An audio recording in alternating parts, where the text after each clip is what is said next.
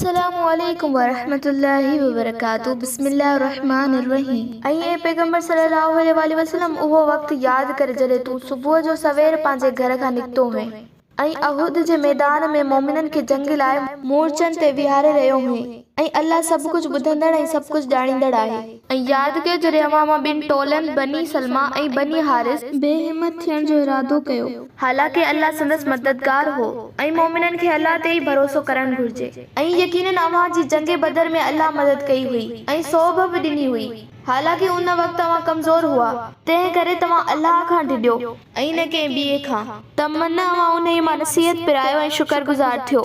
ऐं पैगंबर सल्लल्लाहु अलैहि वसल्लम यादि करे जॾहिं मोमिननि खे चई रहियो हुए त छा अवां लाइ उहो काफ़ी न आहे त तव्हां जो रब 3000 मलाइक नाज़िल करे ऐं अवां जी मदद करे, छो न भला शक जेकॾहिं अवी साबित कदम रहियो ऐं जेकॾहिं तव्हां सब्र कंदो ऐं तक़वा इख्तियार कंदो यानी अल्लाह जी नाफ़रमानी खां बचंदो ऐं जेकॾहिं अवां जे दुश्मन अवां ते ओचितो चढ़ाई कई त तव्हां जो रब 3000 न पर 5000 निशान थियल मलाइकनि सां तव्हां जी मदद कंदो। ऐं अल्लाह हीअ मलाइकनि वारी मदद रुगो अवां जी ख़ुशख़बरी ऐं अवां जी दिलनि खे तसली लाइ कई आहे। ऐं यादि रखो त मदद या कामयाबी त सिर्फ़ अल्लाह जी तरफ़ां ई आहे, हुन जो हुकुम हर शइ ते गालिब आहे ऐं हू निहायत ज़बरदस्त गालिब ऐं दानाओ या कमाल हिकमत वारी हस्ती आहे।